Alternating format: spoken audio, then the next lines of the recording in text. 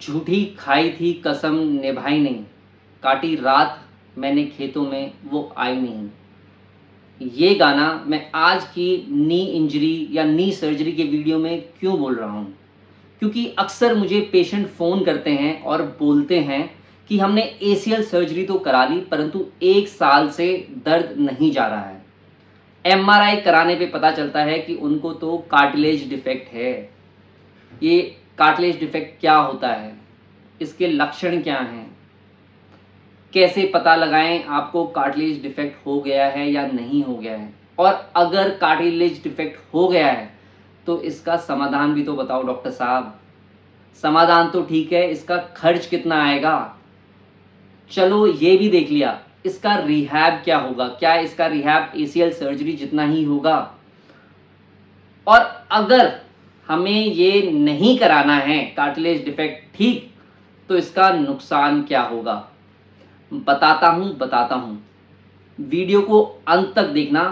Cartilage defect या आपके knee pain के ऊपर सारी चीज़ें इस वीडियो में बताता हूँ, जिसके बाद आपको कभी भी कोई डाउट नहीं होना चाहिए।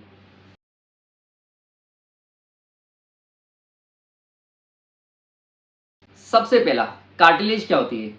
दोस्तों, आपकी हड्डियों या जोड़ों के एंड्स पे एक ऐसी प्रोटेक्टिव लेयर होती है सफ़ेद या रबरी फॉर्म की, जिसको कार्टिलेज कहते हैं। उसके कई सारे फंक्शन होते हैं। जॉइंट न्यूट्रिशन, जॉइंट प्रिजर्वेशन या अच्छी ग्लाइडिंग रेंज ऑफ मोशन में कार्टिलेज का बहुत बड़ी अहम भूमिका है। ना तो इसकी कोई ब्लड सप्लाई होती है, ना इसकी खुद की कोई हीलिंग प्रॉपर्टी होती है। तो इसीलिए इस कार्टिलेज को बचाना बहुत ही आवश्यक हो जाता है। और एक American journal of sports injuries की स्टडी ये कहती है कि 60% ऑफ जितनी भी लिगामेंटस नी इंजरीज होती हैं उनमें कार्टिलेज इंजरीज भी होती हैं, परंतु सिम्टम्स केवल 15% में आते हैं और केवल 15% को इलाज की आवश्यकता पड़ती है। परंतु ये 15% भी कभी इलाज पा पाएंगे या ना पा पाएंगे, ये बहुत बड़ा सवाल रहता है, जिससे लोग बाग कई बार अपनी मेनिस्कस या एसीएल की सर्जरी तो करा लेते हैं परंतु जो कार्टिलेज की इंजरी रहती है उसे नहीं करवा पाते हैं, और जिसकी वजह से हमेशा हमेशा तक दर्द बना रहता है और स्थिति और भी बिगड़ जाती है। तो कार्टिलेज कैसे डिफेक्ट हो सकती है? सीधी सादी बात है, या तो आपको कोई चोट लगी हो, या तो बार बार कार्टिलेज इस्तेमाल करके या घुटना इस्तेमाल करके उम्र के तकाजे में या उम्र होने पर आपकी कार्टिलेज डीजनरेट कर जाए, और तीसरा, या तो कोई आपकी ऐसी लिगामेंटस इंजरी जो आपने अनट्रीटेड छोड़ दी हो।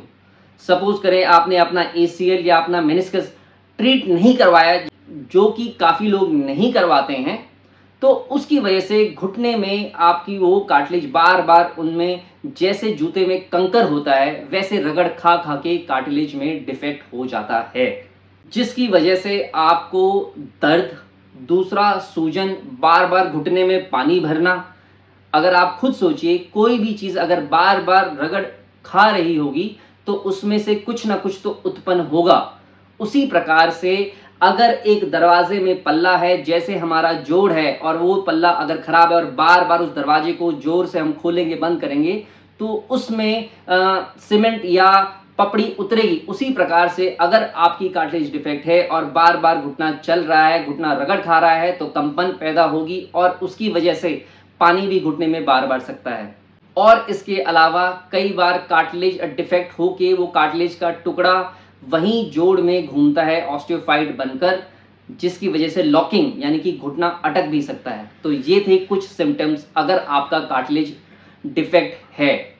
और ऐसा ही हुआ मेरे पिछले हफ्ते आए एक ऐसे मरीज में जो कई सालों से कार्टिलेज डिफेक्ट के साथ घूम रही हैं, क्योंकि उनका मेनिस्कस टेयर हुआ था और उन्होंने उसका इलाज नहीं करवाया, जिसकी वजह से वो घुटने में बार बार रगड़ खा के कार्टिलेज डिफेक्ट हो गया है और बार बार पानी भर रहा है, और लोग उन्हें मोनो आर्टिकुलर अर्थराइटिस की तरह ट्रीट कर रहे हैं।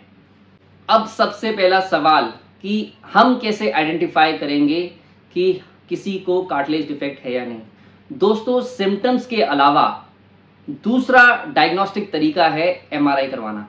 एमआरआई में साफ साफ देखा जा सकता है कि कार्टिलेज डिफेक्ट है या नहीं है, और कई बार एमआरआई में भी अगर ना पकड़ में आए दर्द का कारण ना पता चले तो हम diagnostic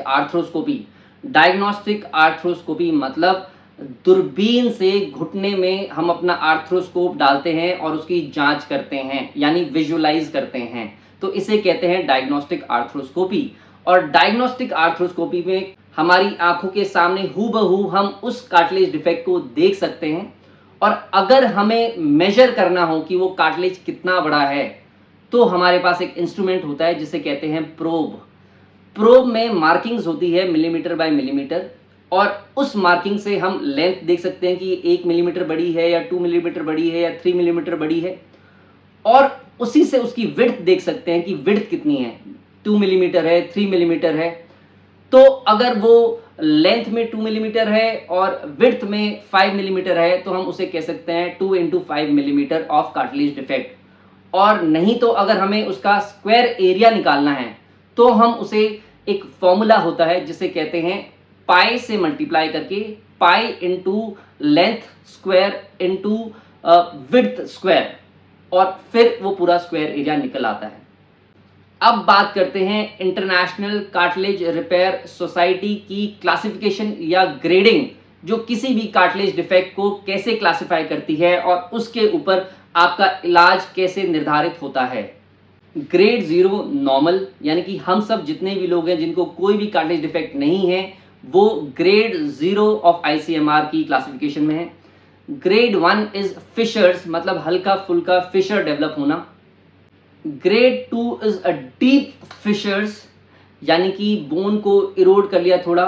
grade 3 is exposed bone to subchondral area, और grade 4 is complete bone loss या कंप्लीट कार्टिलेज लॉस। इस क्लासिफिकेशन के ऊपर डिपेंड करता है कि आपका इलाज कैसे निर्धारित होगा। 5 टाइप्स ऑफ ट्रीटमेंट हैं आज के टाइम पे जो वर्ल्ड में भिन्न भिन्न प्रकार के डॉक्टर्स एक कार्टिलेज डिफेक्ट के लिए कर रहे हैं। सबसे पहला, अगर नॉर्मल या फिर वेरी अर्ली साइंस या ग्रेड 1 है तो PRP इंजेक्शंस के साथ लोग बाग जाते हैं। PRP के ऊपर मैंने एक अलग पूरी वीडियो बनाई है कि PRP काम करता है नहीं करता है, वो आप उसमें देख लीजिएगा, लिंक डिस्क्रिप्शन में दे रखा है। दूसरा ट्रीटमेंट है माइक्रो फ्रैक्चर्स। दोस्तों, कई बार इंट्रा ऑपरेटिवली जब हम देख रहे होते हैं कि कार्टिलेज डिफेक्ट है और हमें नहीं लगता है कि ये इतना बड़ा कार्टिलेज डिफेक्ट है या फिर बहुत ज़्यादा बड़ा कार्टिलेज डिफेक्ट है जिसमें हम उसकी हीलिंग नहीं कर सकते, तब आता है एक ऐसा उपचार या ऐसी टेक्निक जिसका नाम है माइक्रो फ्रैक्चर्स, जिसमें आउल के साथ छोटे छोटे छेद बनाए जाते हैं या छोटे छोटे माइक्रो फ्रैक्चर्स बनाए जाते हैं। क्योंकि जब फ्रैक्चर होगा तो हमारे बॉडी का हीलिंग फ्लूइड, जिसमें कोलेजेंस, जिसमें ग्रोथ प्रोटीन्स या प्लेटलेट्स निकलते हैं, जो उसको हील कर सकते हैं। और अगर कार्टिलेज डिफेक्ट बहुत ही छोटा है तो वो उससे हील कर जाता है। तो इस ट्रीटमेंट का नाम है माइक्रो फ्रैक्चर्स। इसका कॉस्ट हो सकता है या फिर जो आर्थ्रोस्कोपिक इवैल्यूएशन कर रहा है उसी में इंक्लूड कर दे, या 40 to 80,000 pan India on an average इतना कॉस्ट आता है। अब अगर माइक्रो फ्रैक्चर्स हुए हैं तो इसके रिहैब में कम से कम 4 हफ्ते तक वजन नहीं डालना चाहिए, क्योंकि वो जो फ्लूइड माइक्रो फ्रैक्चर्स करके आया है वो उसको हील करेगा और एक कार्टिलेजिनस लेयर बनाएगा, और अगर हम जल्दी चल देंगे तो वो डिसरप्ट हो जाएगा। तो इसमें 4 वीक्स to 6 वीक्स तक वजन डालकर नहीं चलना होता है। अब है थर्ड और मोस्ट पॉपुलर ट्रीटमेंट, जिसे कहते हैं ओट्स। ओट्स वो नहीं जो आप नाश्ते में करते हैं, परंतु ऑस्टियोकॉन्ड्रल ऑटोग्राफ्ट ट्रांसफर सिस्टम, मतलब आप ही के शरीर के ऐसे हिस्से की कार्टिलेज बोन प्लग के साथ ली जाए और उस एरिया में लगा दी जाए बोन प्लग के साथ, और कुछ समय बाद वो इंटीग्रेट कर जाए, जिससे वो कार्टिलेज जहाँ पे उसकी सबसे ज़्यादा ज़रूरत है वो वहाँ बन जाए और आपका दर्द खत्म हो जाए। ये बहुत ही कॉमन तरीका है। कई बार क्या होता है कि आपके नी में जब कार्टिलेज डिफेक्ट होता है, जो वेट बेयरिंग होता है घुटने का, जहाँ पे कार्टिलेज डिफेक्ट है वो दर्द कर रहा होता है, परंतु घुटने में कुछ ऐसे एरिया होते हैं जो डायरेक्ट वेट बेयरिंग या जिन पर आप चल नहीं रहे होते, तो वहाँ से कार्टिलेज ओट्स सिस्टम द्वारा हार्वेस्ट करा जाता है बोन प्लग के साथ, और उसको जो कार्टिलेज डिफेक्ट है वहाँ पे प्रिपेयर करके वहाँ पे लगा दिया जाता है। दोस्तों, इसके बाद जो रिहैब रहता है, कम से कम 6 वीक्स तक आपको वेट बेयरिंग नहीं करना है। 6 वीक्स के बाद रेंज ऑफ मोशन और पार्शियल वेट बेरिंग कर सकते हैं, और 3 महीने में लाइट रनिंग और 6 मंथ में फुल रनिंग आप कर सकते हैं। इसका कॉस्ट 1.5 टू 2 लाख रुपीस आ सकता है। अब बात करते हैं चौथे ऐसे प्रोसीजर की जिसको कहते हैं कॉन्ड्रो फिलर। दोस्तों, कॉन्ड्रो फिलर में आपके कोलेजन का एक बायो इंजीनियर्ड सब्सटेंस बना होता है कोलेजन से, जिसको जैसे टायर में पंचर लगाते हैं वहीं आर्थ्रोस्कोपिकली उस पर लगा दिया जाता है, जो आपके मेसेनकाइमल सेल्स को स्टिमुलेट करता है और जो आपका कार्टिलेज डिफेक्ट रहता है उस पर एक मोटी परत बना देता है। जैसे हम कहीं पे भी फेविक्विक लगाते हैं उसी प्रकार से वो उस कार्टिलेज डिफेक्ट पे लग जाता है। इस पे एक मैं पूरी लंबी वीडियो बनाऊंगा, और कई स्टडीज कहती हैं कि कुछ समय बाद ये नेचुरल कार्टिलेज को मिमिक करने लगता है और दर्द जीरो हो जाता है। ये स्लाइट एक्सपेंसिव प्रोसीजर रहता है। ये 1.5 टू 2.5 लाख रुपीस जा सकता है। इसमें भी कम से कम 6 वीक्स की नॉन वेट बेरिंग यानी कि चलना मना कर देते हैं, क्योंकि जाहिर सी बात है जब कार्टिलेज डिफेक्ट है उस पर अगर हमने कॉन्ड्रो फिलर लगाया है तो उसको हीलिंग की बहुत ज़्यादा ज़रूरत पड़ेगी। अब बात करते हैं सबसे एक्सपेंसिव और सबसे रीसेंट एडवांसमेंट की, वो है ऑटोलोगस कॉन्ड्रोसाइट इम्प्लांटेशन। ये एक 2 स्टेज प्रोसीजर है, यानी कि ये एक ही सिटिंग में नहीं हो सकता है।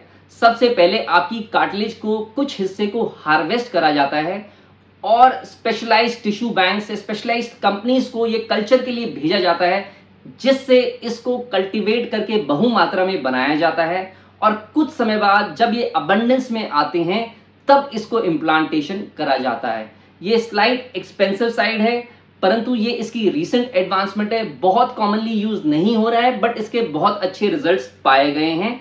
रिहैब इसका भी वही सेम रहेगा कि आपको कम से कम 6 वीक्स तक इस पे वेट बेयरिंग नहीं करनी है। इसका कॉस्ट 2.5 टू 3.5 या 4.5 लाख तक हो सकता है, परंतु ये टाइम टेकिंग और पेशेंस टेकिंग होता है।